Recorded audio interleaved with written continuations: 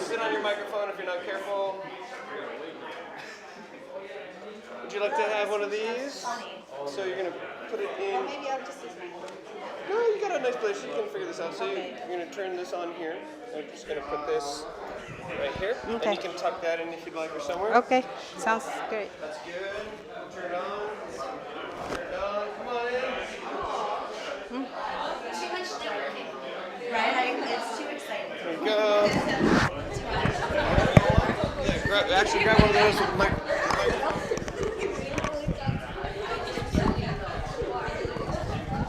Yes. Dr. Sarah? Yes, that's Yeah, right. okay. Live stream, then here. So Okay. My name is Jayhan. All right.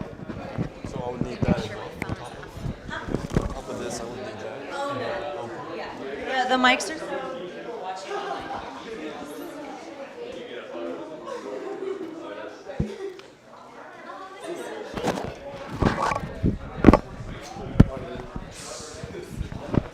Grab your pizza if you want. You can eat it here. It's mental health. I mean, It's mental health. kind of stuck in the elbow, but how you doing? I'm Sarah. Good to see you, Sarah. Let me do this. Here. Let's put it under. Let's put it under. That's fine. I got this.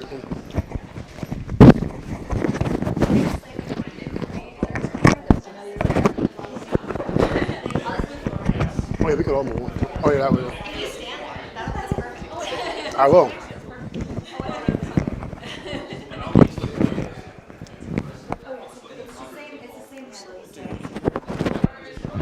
How did you find out my audio was on? You looked at the levels? Yeah. Wow, I'm glad you caught that. All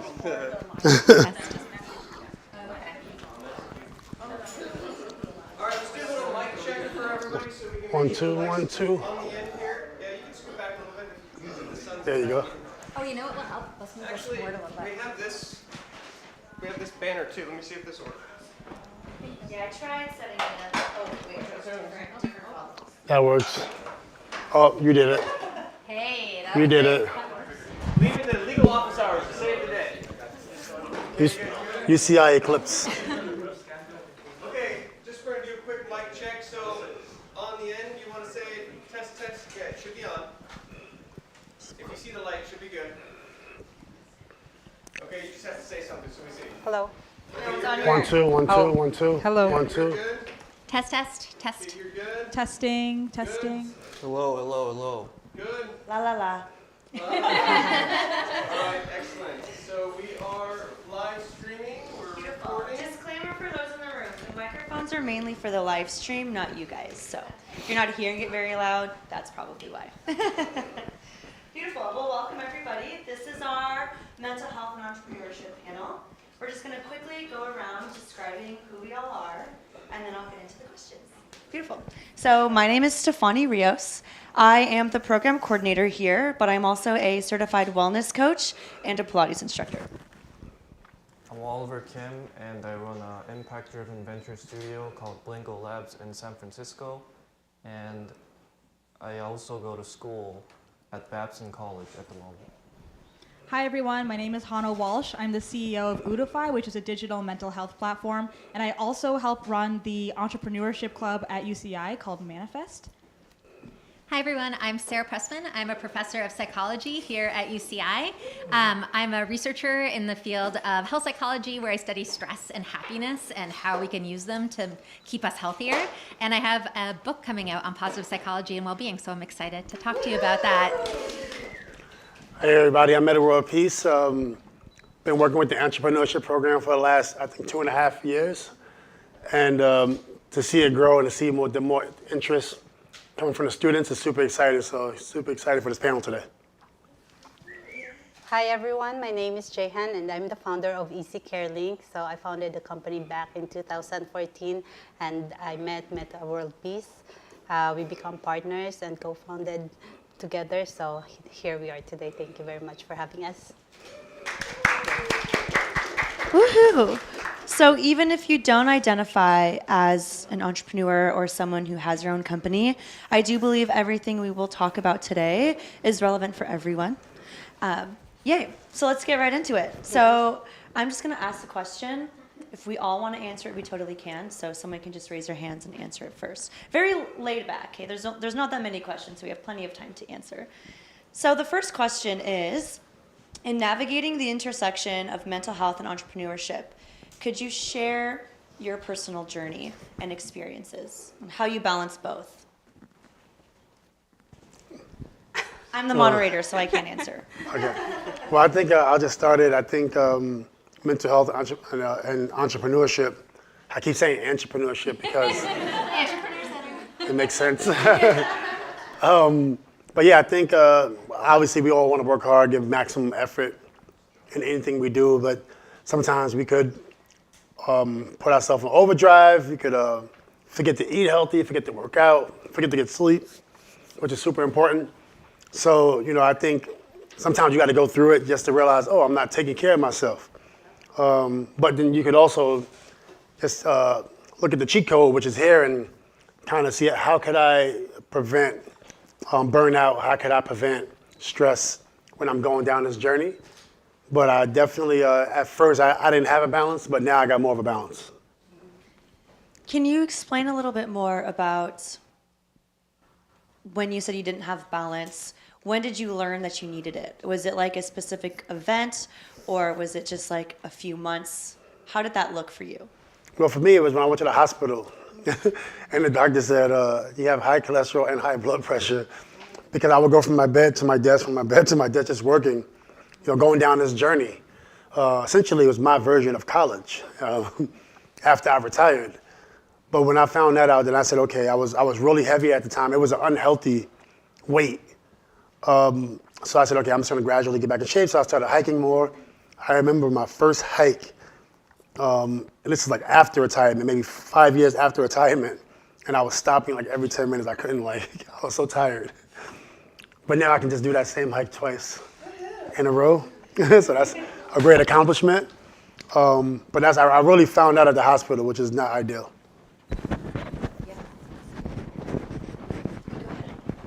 Say on a personal level, being an entrepreneur and trying to care for mental health was definitely difficult in the beginning. I think especially being young and in your 20s, you're taught that now is the time to grind.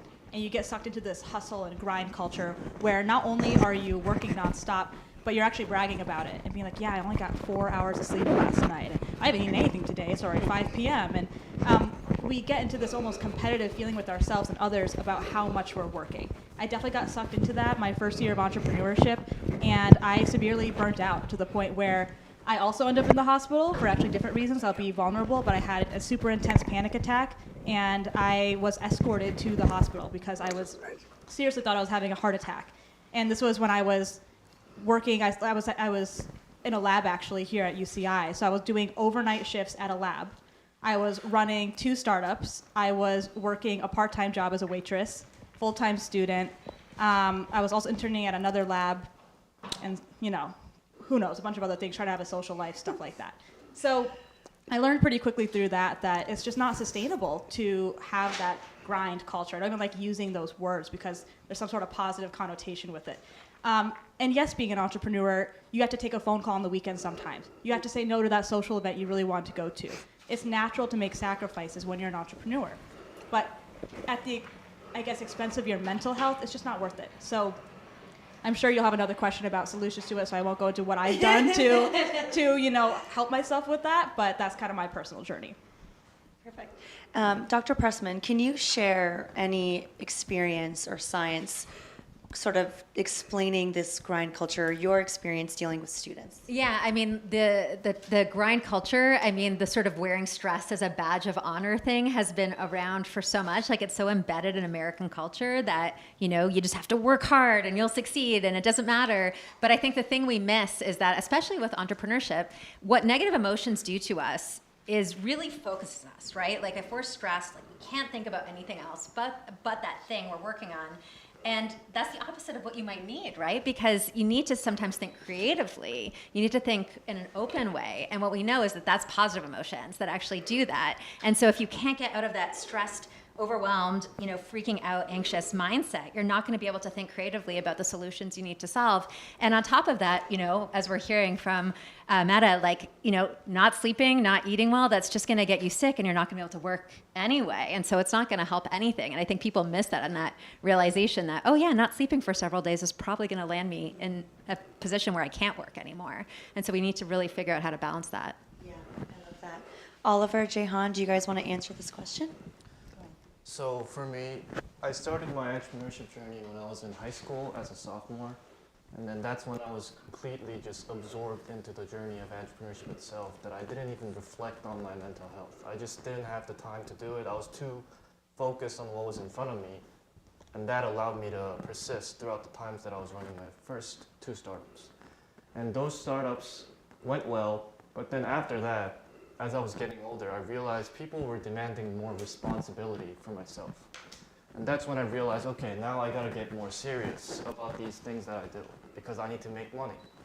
And then that's when I started to realize that I need to learn how to balance the kind of mindset you have when you're working and then when you're thinking critically. And I think thinking critically is what really matters when it comes to entrepreneurship, because everybody can put in 13, 14, 15 hours of work every day. And if we were to measure success based on how many hours of work you put in, then people that do construction will probably be the most richest people in the world. But once you hit this moment of epiphany that it's not about the amount of hours you put in, but about the high quality thinking that you do to make these visions come to life, I think that's what you should prioritize, and mental health is the key part of being able to do that in a sustainable way. I love that. Sure, yeah.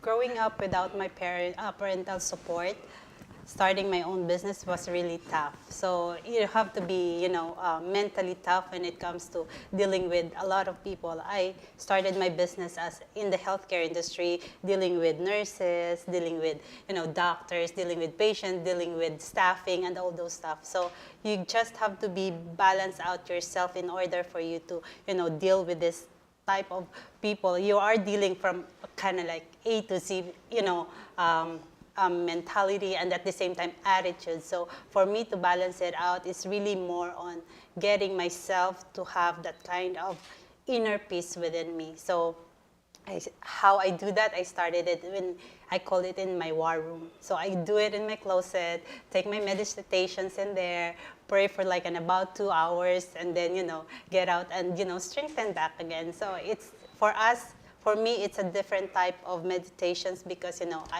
I get to pray a lot, and at the same time, study the Word of God in order for me to, really just balance it out for my, because it's really tough when you just go out there and then, deal with a lot of people. So that's how I deal with my mental situation in entrepreneurship. I love it. That leads us right into the next question. But before we get there, Dr. Pressman, you mentioned you have a book. So how was being a professor, a life, the associate dean, and writing a book? How did you navigate?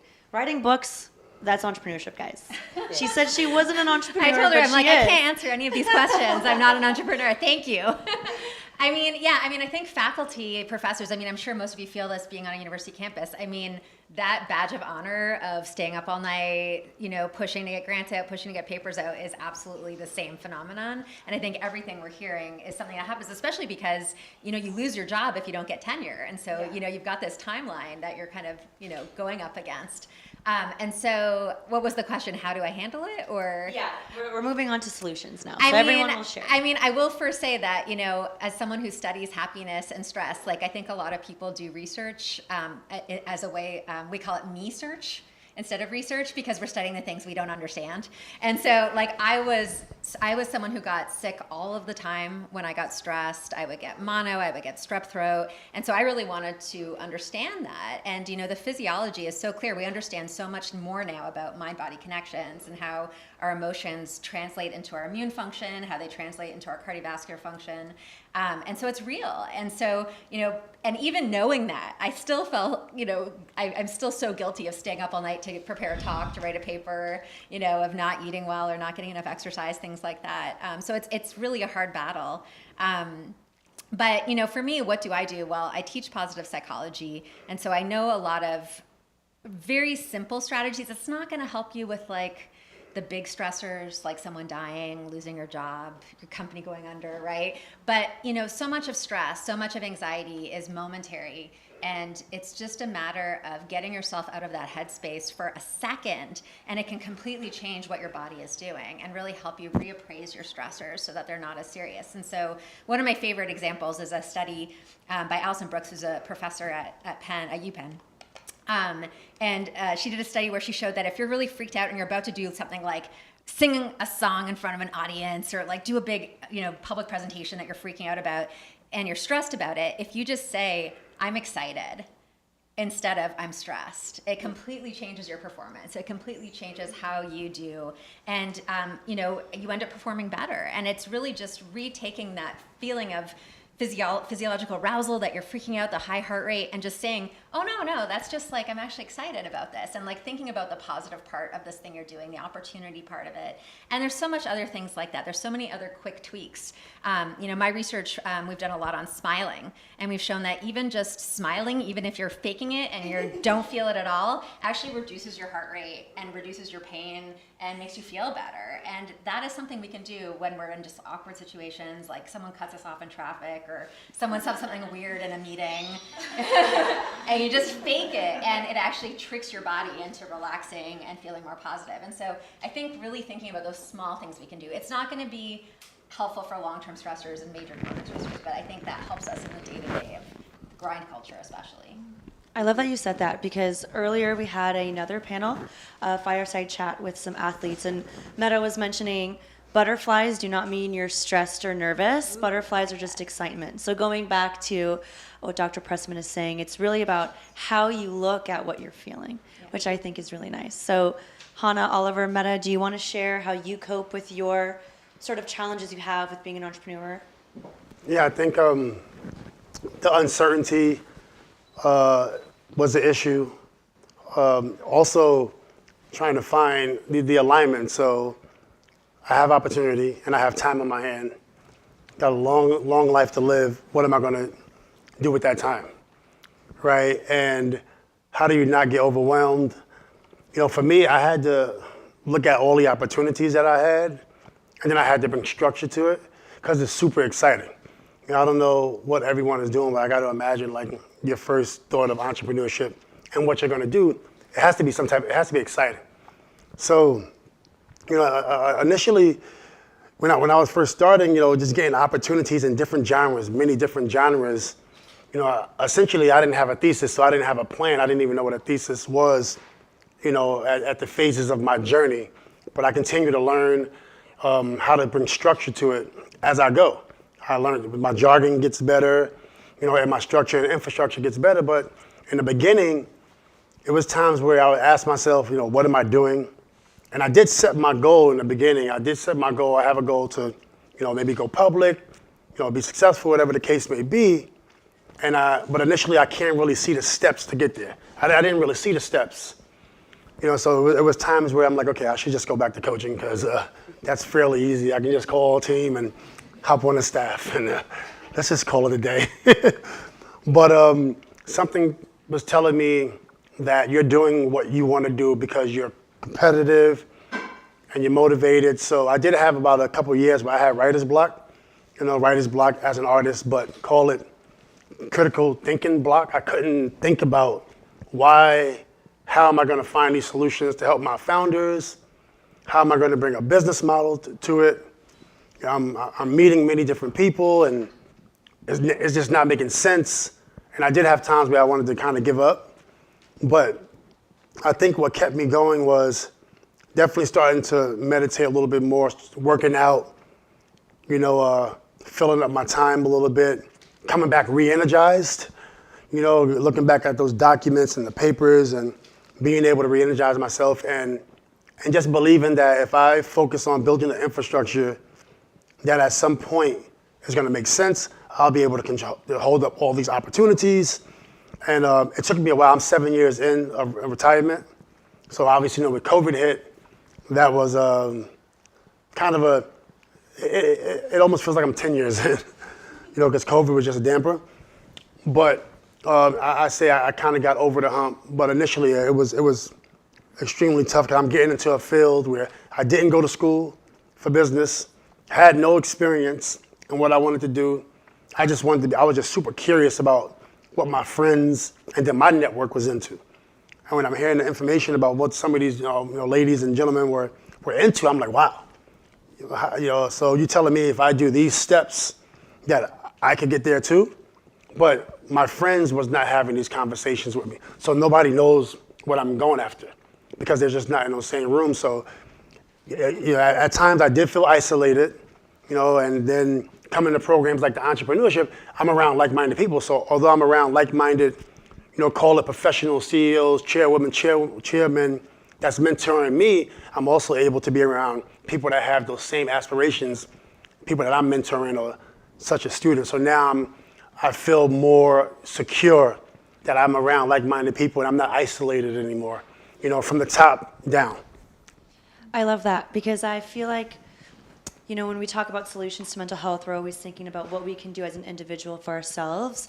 We forget about support systems. Now, Dr. Pressman probably can speak more to the stats on that, but who you surround yourself with, the people you can rely on, really make an impact or a difference in what you feel when you feel it, and all of that good stuff, which, Dr. Pressman, do you want to say anything about support systems? Yeah, just hearing that's naturally what came to my mind because, when we look at what are the things that are most helpful in helping you cope with stress, it's social support, right? Because people can give you advice, they can give you emotional support, you might just need a hug, they can give you information, they can actually give you something tangible you need, like, hey, I need you to build a website for me, go, right? And they can do that, and that's what changes your stress, right? You need all of those things to cope with the difficulties, and not to mention the well-being that comes with good relationships. I mean, we know that loneliness is an epidemic in this country right now, and we need to, especially after the pandemic, and that we need to, have these relationships to help us, be happy and have life meaning.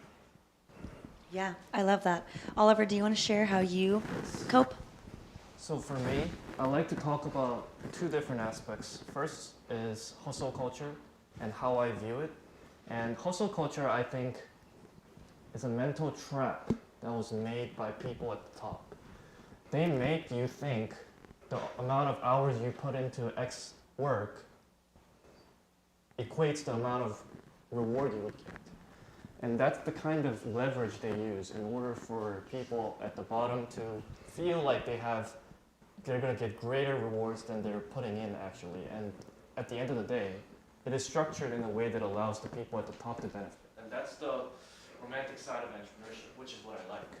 That if you get to think critically and work with people, you get to have this leverage over a great number of people that you get to create value that we want to create for this world. And that's number one. And second is impact. You need to have some sort of vision behind why you're doing what you're doing. Because if you don't have that vision, you'll start feeling bad about yourself. Because we live in a world where everybody demonizes people that go out for money, when at the end of the day, everybody wants money. Who hates money? Mm-hmm. But it's getting demonized right now, and if they don't have a solid purpose behind why they do what they do, they will start feeling bad about themselves, what they're doing. When they look in the mirror, they're gonna feel like, am I really doing the right thing at the moment that I could really be proud to tell other people about? And I think that's the second aspect that allows you to be sustainable in your entrepreneurial journey.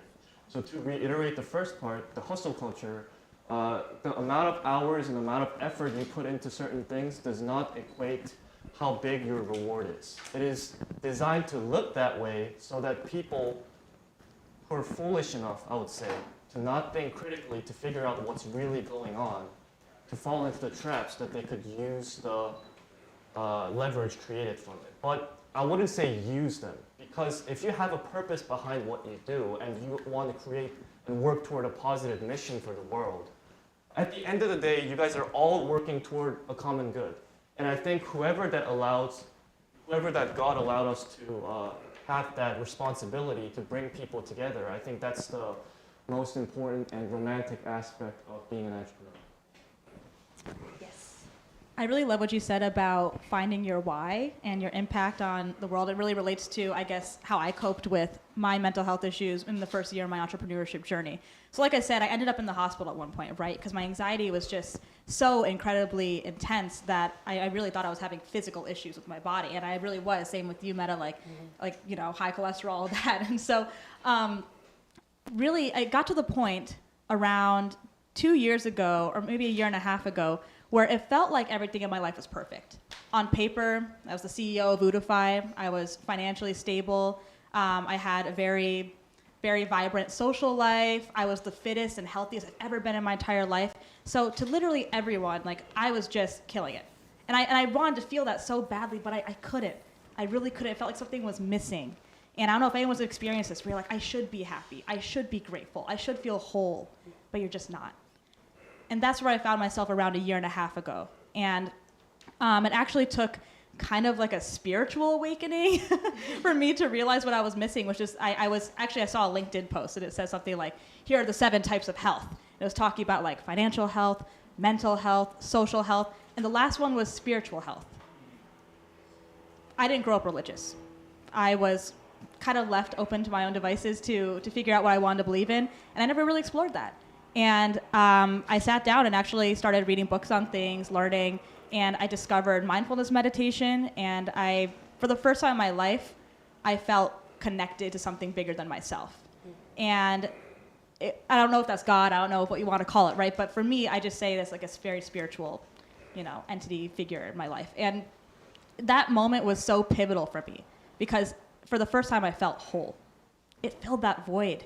And I realized that this whole time what I was chasing for externally through exercise, through academic and professional endeavors, I could have found in myself the entire time.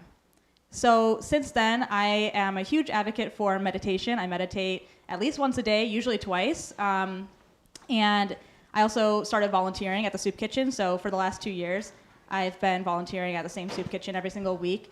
And with that, though, how I'm going to connect it to you is I found my why. Udify was no longer just something that I was good at doing. I wasn't just good at executing things and hiring people and delivering a product people can use.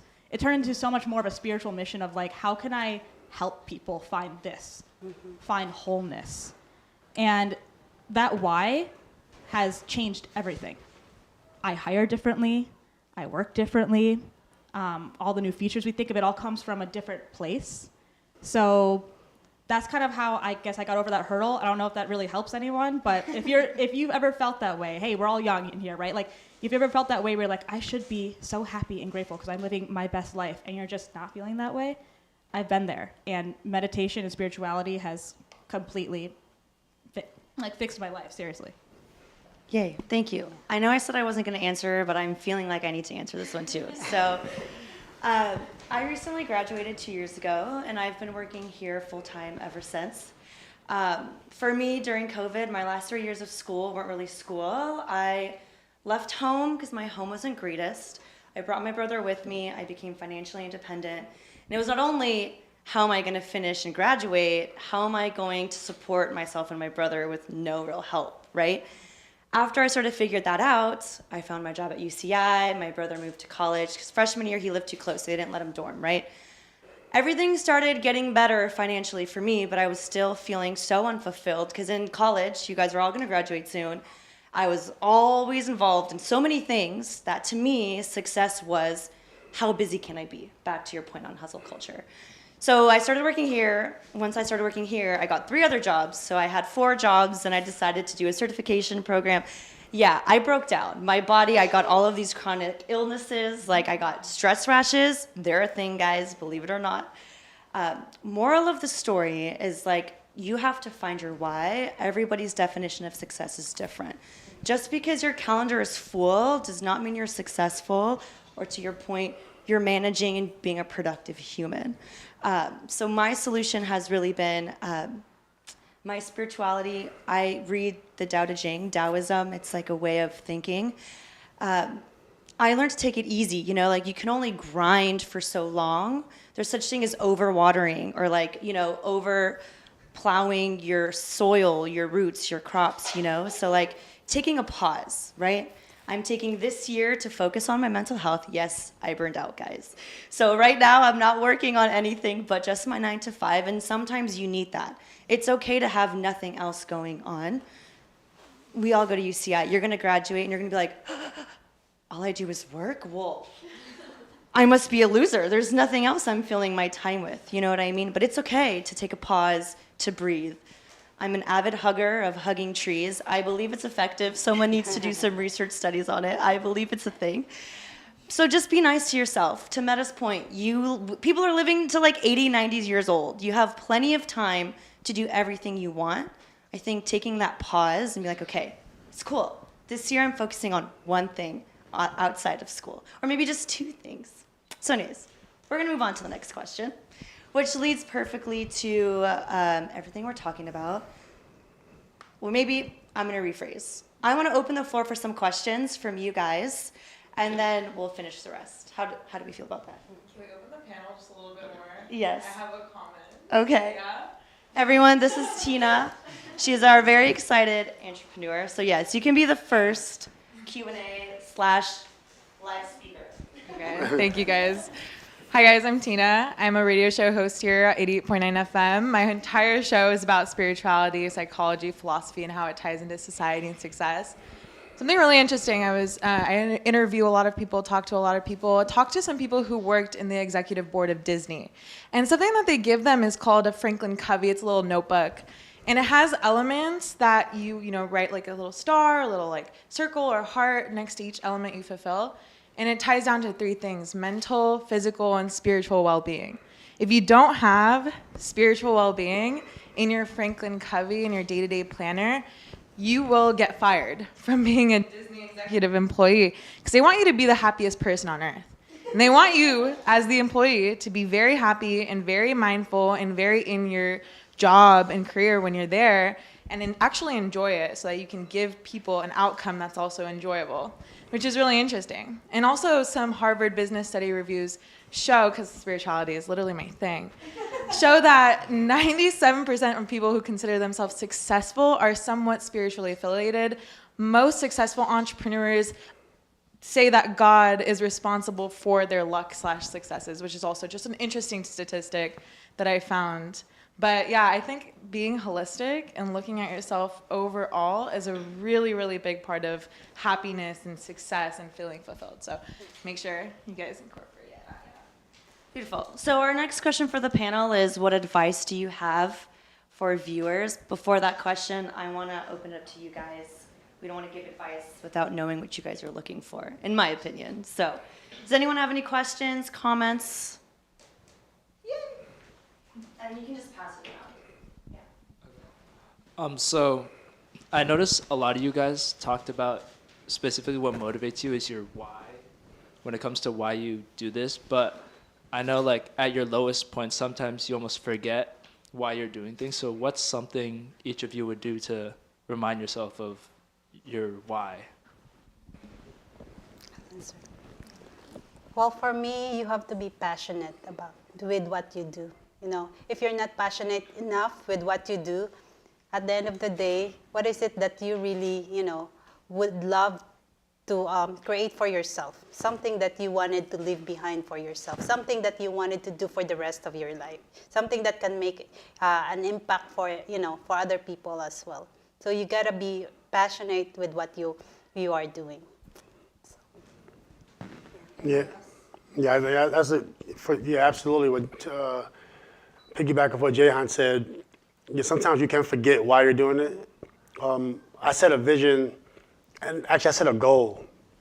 I would say maybe 6 years ago when I said, okay, this is what I want. And it took me maybe a month to just do some checks and balances and make sure that this is what I want. So an end goal in terms of a business goal, and then also what's my social impact goal, right? So for me, it's like I have 2, they're aligned. And then so every time I get writer's block or if I get in a bad space, because you have ups and downs, especially entrepreneurship, you have ups and downs. But I can always say, okay, I'm at this point today, but I knew it was gonna be a hard day. I know that there are hard days in front of me, and I know there's gonna be good days. So no matter what the day is or the month is, I'm ready for it, right? And I know why I'm moving forward. I know why I chose this path. And then that continues to propel me and keep me going forward. Yeah. Everyone can answer this one. Yeah, I'll give the more academic spin, but I'm so happy that you're all talking about purpose, because purpose is fuel. It's the thing that keeps you going. We talk so much about happiness and whatever, but really this is it's called eudaimonic well-being, which is this deeper thing that we all need to be successful in life. And I think the important thing to remember, and I think Oliver mentioned this with you don't want to admit you want money, but everyone has a different purpose, and you've got to figure out what that is for you. And it might be saving the world's environment in some, or like volunteering at a food kitchen or something along those lines. But it may be, I want to make enough money to pay for my extended family to go to college. And that's okay. You need to figure that out for you. And that's acceptable, right? Because that's going to be what keeps you going when you're exhausted and you don't want to get up and you just want to binge watch Netflix instead. You actually do the work. And what we know with purpose too is that, people who have it do better in life. They are more successful, they're happier, it has all sorts of spreading benefits. But I'll tell you an exercise we do with my students, because a lot of the time UCI students come to me and they say, I don't know what my purpose is, right? Like, why am I here? Why am I even in this major? And especially I think because we have a lot of students who are first gen students whose parents are basically like, you're doing this, and that really might not be your purpose. So we do an activity which you're welcome to try at home, where we have students imagine their eulogy, which you've probably heard talked about before. So imagine that, you're in your 90s and you've died and you're listening to what people are saying at your funeral. What do you want them to say, right? And that's really powerful. And we have students write about that for several minutes, and they get really upset. But then the biggest thing to come out of that is, at the end of that, you imagine that yourself in your 90s, having had this perfect life and everyone's eulogizing you, that you can take a time machine and come back and tell your 20-year-old self, what should you do to get there? And that's going to give you your purpose. What do I need to do? What are the steps I need to take to hit that goal that I want to do? And that's something we really need to think about. And write it on a Post-it, put it next to your bed, and remind yourself of what that is. Yeah, goal setting is everything. I'm so happy you mentioned that, because once you set a goal, right now it becomes real. And once you visualize it, put it on some sort of, even a sticky note, right? But if you make a vision board, whatever, we're such visual creatures that we will actually look at that and we'll start to manifest it in our lives if you actually devote to it. But so what I heard you ask is, what happens when you lose your sense of purpose and you lose that why? Because I've been there, and I think purpose is what keeps all of us really moving. But I've definitely been there in the ebbs and flows of entrepreneurship, where I'm like, yeah, why am I doing this? This is so stressful. I hate it here. Whatever, like all these different negative thoughts. And what it comes down to for me is actually personal values. This is something I learned a really long time ago. I saw a question on the questions that you said about tell the audience something no one knows about you. I'll just say. You said that was the last question. I'm sorry. Okay. Well, might be. Sorry, you didn't hear that. Think of something new. Favorite color? I didn't hear it. You said that one was the last question. Okay. Well, anyway, what I was gonna say was I'll just spoil my answer right now, which is I actually got sent to like a rehab program when I was 15 years old. So I have a bit of a past, right? But point is, I got sent to this program. It was 2,000 miles away from my family, and I was there for over a year. And I learned a lot of things from there. First of all, it flipped my life around. Like, I should not be here. I should not even be in college. I shouldn't even be alive at this point, right? Like, so I'm grateful just to be here. But one thing that it really taught me that has stayed with me since that time in my life was to establish personal values. I'm sure if I ask you right now, what are your values? You can make something up and think, oh, well, like, yeah, I like trust and I like love and whatever. But I think it's really important to have 5 super established values that you can lean on in every moment of your life. Every time you have a decision to make and you don't know what's the right decision, do you have those values that you can go down and say, well, is this holding myself accountable? Accountability is one of mine. Is this intelligent? Is this understanding? Is this productive? You go down the list of what your 5 values are, and if you say no to any of those, then that's not the right decision to make. That's a huge skill that I learned at 15 years old that has stayed with me since then. So when I'm starting to lose that drive, that passion for Udify, for whatever projects I'm working on, it just comes down to my personal values, where I say, like, well, what is within my values right now? I know I don't want to do it, but what do I have to do? Because this is who I am, not who the company is, not who my boss is, not who my whatever. Like, stop looking external. Like, who am I, regardless of my environment? I mean, yeah. So. For like 2 to 3 more student questions, and then I'll finish my questions. Oh, did you? He can answer the next question. Yeah, we're gonna open it up. Does anyone else have any other questions? Pass the mic. Thank you. I had a question to you, Dr. Sarah. Do you think that purpose and hope are the same thing, or are they in alignment? Like, how do we navigate purpose and then hope? You should take my class. So if you're talking about it from the psychological research standpoint, they're actually really different. And so hope theory is very different than probably what you think it is. So a lot of people think about hope and they just think it's optimism. Optimism is just like, I think good things are going to happen. Hope is much more motivated and planful. And so if you have a hope plan and you want to get something done, like I hope my company will be successful, hope is about not only expecting that good thing to happen, but taking the steps to make it happen.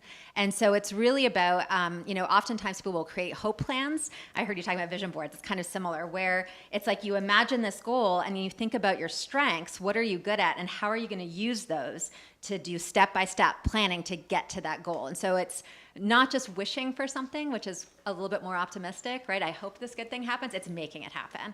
And so that's one of the big differences. Purpose is a bit different because purpose really is just having this, it's very tied into life meaning, and it's really just about knowing why you're doing the things that you're doing, right? And so it might not be tied to a specific outcome. It might not even be positive necessarily, right? Purpose could be something that is hard and difficult and scary.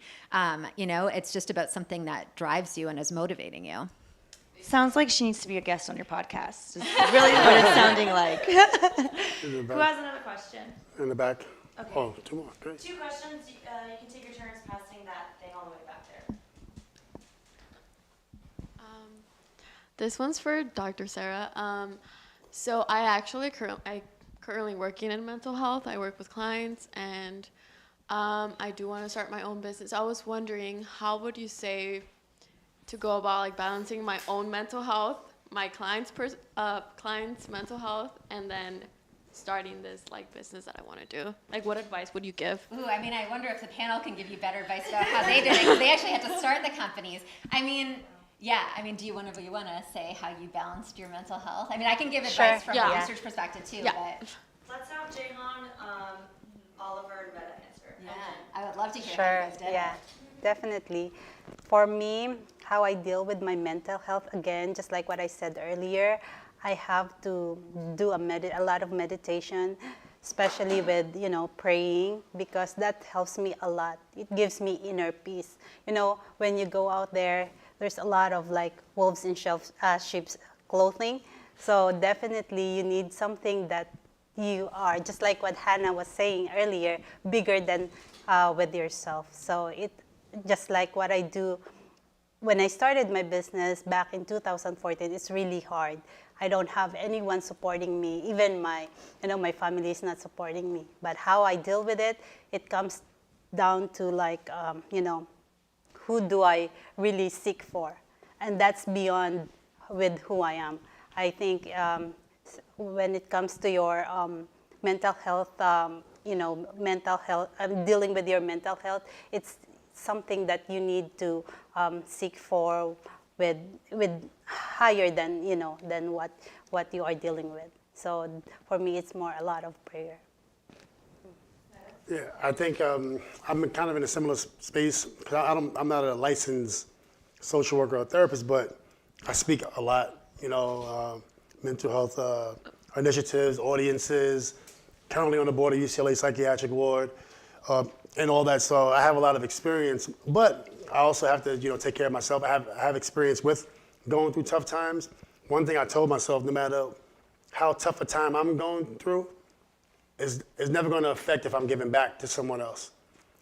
So, that's very constant in my life in terms of whether it's mentoring and, an entrepreneur or a new founder, or whether it's just giving somebody, an athlete, my experience. If I'm going through a rough day, it never gets in the way of me giving back, right? And I just, before, I used to say, okay, I'm not quite the person I wanted to be, so I'm not going to show the public all the positive stuff that I'm doing behind the scenes, because it just wasn't making sense. But at some point, things is not going to be perfect. It's not going to be exactly how you want it. So giving back and doing a lot of social impact, that trumps my entrepreneurship and my business. It's always been number one. So it's an easy decision for me, to always want to give back, no matter what's happening in the day. It should never stop you from helping another person. So that's kind of keeps me going. Thank you. Oliver, do you want to answer? as for myself, mental health is something that I realized about 3 years into my journey. So when I first got into entrepreneurship, like I said, I was just stupid at just putting in the hours and doing everyday, day-to-day work. And then I hit a point where I felt like I need to be more serious about what I do and really create something that creates sustainable value in the long run. So when I got into that mental space, I realized that I needed to just realize that this is not the way to go, and there should be a higher level of understanding in business that requires people to have success that they have at such great scale. So that's when I realized that people, especially in the business world, they don't really care about whatever. Because as long as they want to achieve their goal, they're open to do anything. That's corporate. That's just what the business world entails.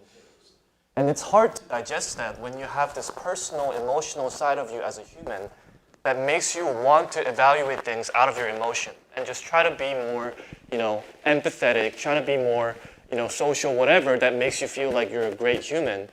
Sometimes you have to let those things go in business because there are times when you need to make certain decisions that might not make you feel like you're the best person, but really moves the needle forward.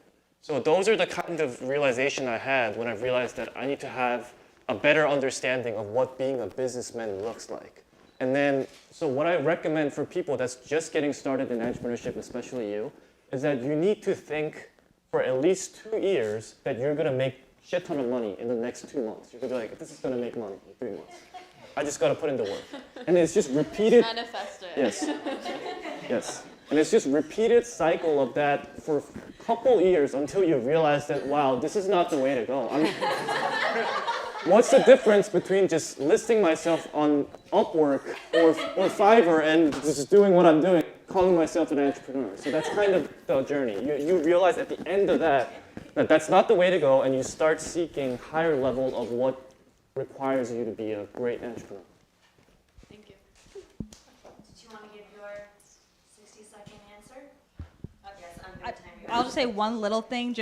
I say, when you're trying to handle so many things at once, like take care of yourself so you can take care of others. I truly think, pay yourself first, always. Yeah, and along the same lines, if you are going to be working in the mental health field as like a counselor, that is depleting. It is very easy to get sucked up into the emotions that your clients are experiencing if you're an empathetic person especially, and that can hurt your mental health if you're not prepared. And so just go in with an arsenal of coping skills and how you're going to be able to separate that from your life, and then also really focusing, which is related to what Hannah was saying, on how are you going to recharge your batteries? Like, what is the thing that you are going to spend time every day doing to restore? Is it exercise that heals you? Is it spirituality, like we heard from a few people? What is the thing? And it's different for everyone. Introverts need time alone, extroverts need other people, right? Mm-hmm. And so thinking about what for you after this, depleting day where you're helping other people with their most difficult challenges, what's going to help you be able to give back to them the next day? I think Yeah, before we go into that one question though, I think everyone on this panel is something we just need to acknowledge real quick. Their emotional regulation is super high. They're very talented and very experienced with their emotional regulation. For those who don't know what emotional regulation means, you're able to just handle your emotions better. And I think the answer to your question is learning how you emotionally regulate comes down to her coping. I think that's the key to all of their success is they've learned how to regulate their emotions. They know they're fleeting, and they each have found their own coping mechanisms as they've been sharing with you guys. So I say the broad word is emotional regulation. If you're more interested, Google it. It'll open up, and this whole conversation will make more sense, is what I'm trying to say. Okay, what was your last question over there? Hello, I'm Han. I'm an undergrad at UCI. First of all, thank you all for coming here. I appreciate all the lessons about mental health and entrepreneurship.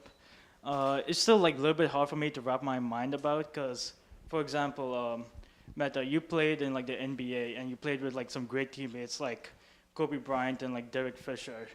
So to what extent that Mamba mentality becomes bad for you and not give you some good causes?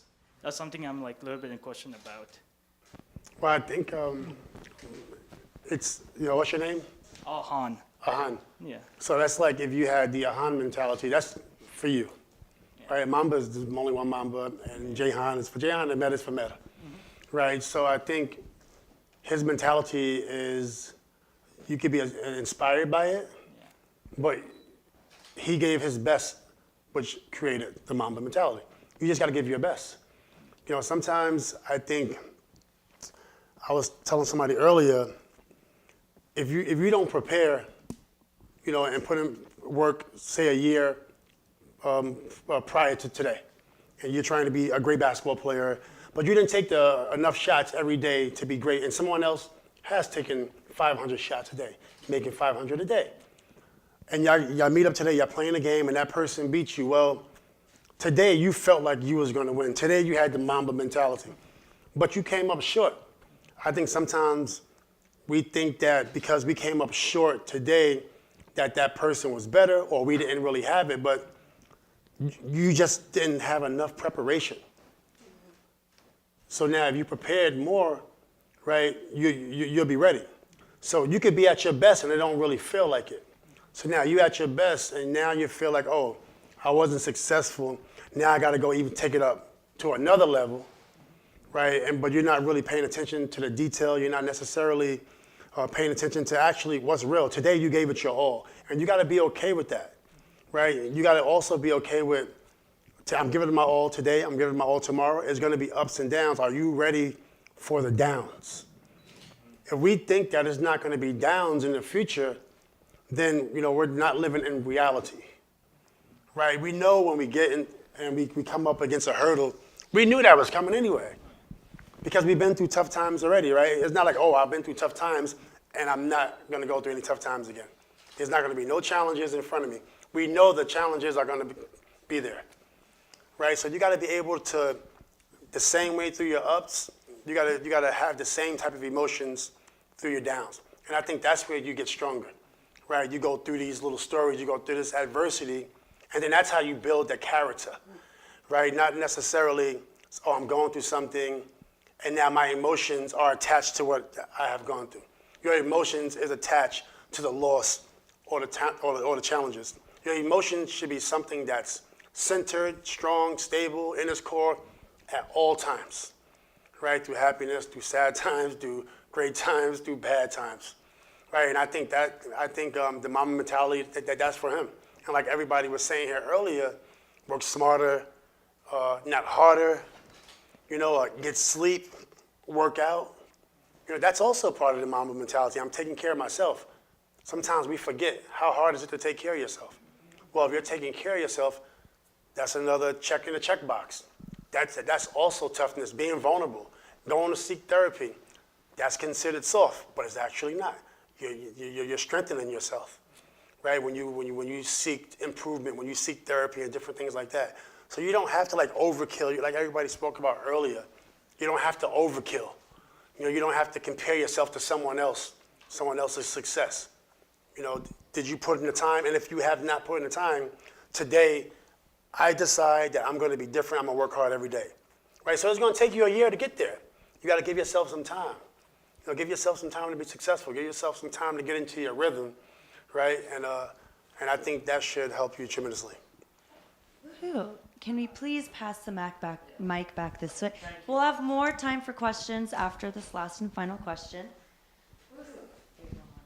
Sorry, I spoiled your question. No, you're good. So the next question we're going to end with is, what's something people don't know about you? I'll start as an example. I would like us to have two answers, a vulnerable answer and then a fun one to lighten the mood. Mental health is serious, but it doesn't always have to feel so heavy. So I'll start. Something people might not know about me, I tried committing suicide when I was 16. I was on antidepressants, anti-anxiety meds for a few years. My purpose is mental health runs in my family, especially in the men. So I believe my purpose on this planet is to find a solution for male suicides and really make male well-being more of a thing. So that's something a lot of people don't know about me. My other thing is I broke my right big toe, so it is shorter than my other one. And those are my two facts. So who wants to go first? Who wants to be brave? I'll just choose.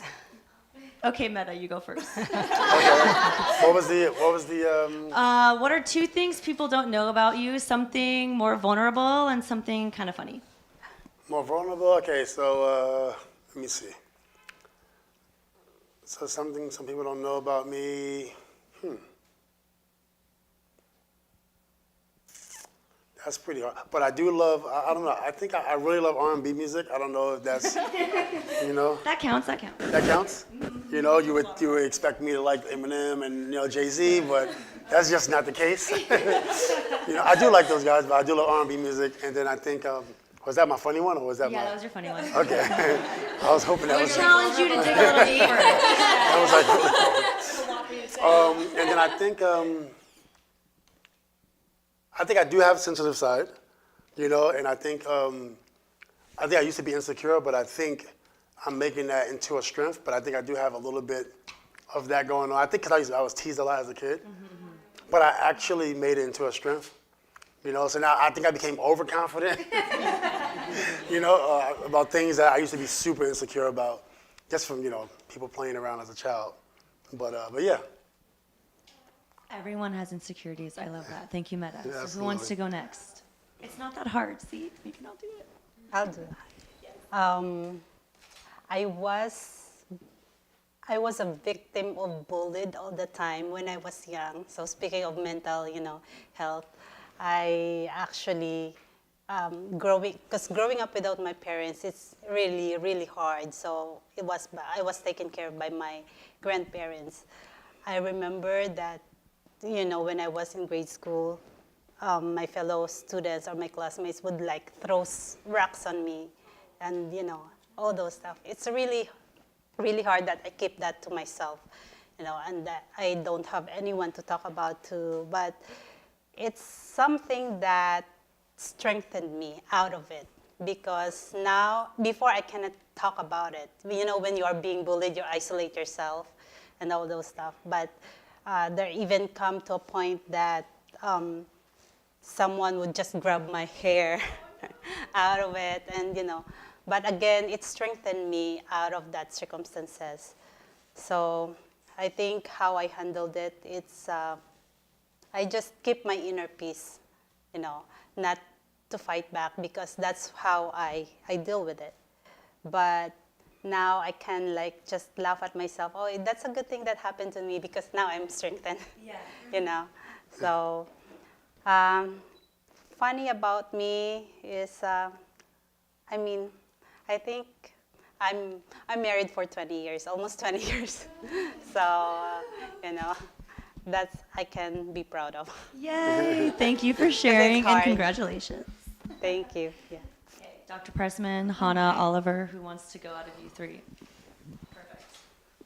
So vulnerable side, I guess, is that I came from a family that runs a gambling business, and that's one interesting vulnerable side of me. I can't really think of the other one. But the funny thing, I guess, that happened fairly recently is that I broke up with my girlfriend. Is that sad or happy? How should we react? I don't know. Still figuring it out. Thank you for sharing. Yeah, everyone, how old are you? Let everyone know real quick. I'm 21. Anyways, sorry guys, that might have been inappropriate. My bad. Hannah, I can Dr. go. Pressman. I can go. I feel like hers is going to be inspiring, and you should be the finale. So I'll say my vulnerable one first. So when I was 12, my parents were going through a very, very nasty divorce, but we weren't allowed to tell anyone. They were living in the same house in just different rooms, and they didn't even tell me for 6 months, and my siblings knew, and I did not know. And they told me right before I was going to summer camp that they were getting a divorce, and I had to go off to sleepaway camp for a month or two, knowing this, and that they were their marriage was breaking apart. So I was someone who kept my emotions inside. I didn't really tell my friends about it. I didn't really tell anyone. That's kind of my coping style still, to some extent. It's just suppress, suppress, suppress. And one of my friends, Darren, I didn't know a lot of people who had gone through divorce, but her parents had gone through divorce, and she smiled all the time. She had this unbelievable smile. She was so popular. Everyone loved her. And I was like, okay, this is going to be what I'm going to do. I'm going to be like Darren. I'm just going to smile all the time, even though I feel like total ass. And, you know, I'm going through all this stuff inside. And that summer, I actually won the Smiling Camper Award. So it worked, and turning your vulnerability into a power. I study this now, right? Like that actually helped me get through, and now I've actually shown that this is actually helpful to, you know, fake it till you make it. Essentially, has real physiological properties and really can help you be healthier. And so I turned this really awful period into my research career, which is kind of a cool thing. And then my fun thing is really weird. I'm obsessed with public stairs. It probably needs more information, but when I was a graduate student in Pittsburgh, they have all these, it was a steel mining town, and they had stairs that people commuted on to get from like the steel mills all the way up the hills to where people lived. And so there's these amazing, you know, destroyed but beautiful view stairways everywhere, as many as it would take to climb Mount Everest. And so I made it my mission to climb all the stairs. I just became obsessed with finding like secret areas of cities you wouldn't otherwise know about. It's like urban exploration. And now just everyone sends me pictures of cool stairs they find, and it's like the most fun thing. And like LA has a ton of stairs, so I go and like find all the cool neighborhoods around, and it's just like the best hobby. And so yes, if you have any cool pictures of stairs, if you see any cool stairs, send them my way. It'll make me very happy. And that's mine. That's my fun fact. Beautiful. Hannah, end it for us. Okay. Stair obsession. All right, I'm gonna share something that I've shared on public stages in front of hundreds of people before. That's something super vulnerable about me that I've actually never told anyone close to me, oddly, like people that I know. I can say in front of strangers. I can't say in front of people I know because it really is vulnerable. So, like I said earlier, I went to a program, and a lot of my friends know this. What they don't know is why I went to that program, and I never like to talk about it because it was a really dark time. But I grew up in Detroit, and a lot of bad things can happen in Detroit, especially to young girls, and I'm a victim of trafficking. So I had gangs, and I was completely pimped out, and I was, you know, drugged all the time, and that was the most miserable year of my life. And when I was finally saved from that, I was sent to a program where I was safe, and I could be in a situation where I can heal, and I'm happy now. I use that story to actually empower other women who have survived trafficking. And I do a lot of public speaking events for all sorts of programs, specifically like women especially. And I'm really grateful that I've achieved the success that I'm at now because I can use my story to help others. So that is my vulnerable thing. I found the inspiration to share that too because I had a wonderful camping trip with my friends over the weekend, and I shared that with them for the first time, and they were all very supportive. So thank you to my friends, including some in the crowd who were very supportive of that. I feel much safer sharing this. So, but yeah, that's my vulnerable thing. And then fun thing is I have a cookie business. I have a side hustle. So Tell them the name of your company. Oh yes, it's actually called The Hustle Bakery. There was a flyer on there, but I gave it to someone, so there's no more flyer. But you can find me at literally Hustle Bakery, or maybe it's the. Oh wait. Oh yes. You're still here. But I do have, yes, I sell gourmet cookies, like crumble cookie style, but they're cheaper, and they're all. It's like, I want to say it's healthier. It's actually not healthy at all. But they're very pretty, and they're all handmade. And yes, I am working on getting my food permit, but I promise I don't do anything weird to the food. And yeah, so if you guys ever want cookies for catering or events, I sell cookies. I just wanted to say thank you all for being on this panel and sharing your stories. I know it's not easy for everyone. We all love you. We all support you. I also want to say thank you to Ariel and Michael. They're here sitting out in the crowd, but they're the ones that really helped put this together. So with that, our panel's over. We'll do have about like 15 to 20-ish minutes to network, get to meet and network with our panelists. Does anyone have one super last short question? If not, you can ask them individually in the next 20 minutes. So yay. Thank you guys. You're more than welcome to take off your mics. Thank you, Steph, thank you for Oh, wait, emceeing. real quick before we move, can Michael and Ariel come up here, and Michelle, can you take a picture real quick? And then we can network. Steph also literally organized this entire event. Like, she is literally incredible. She's the coordinator here, so thank you, Steph, for organizing.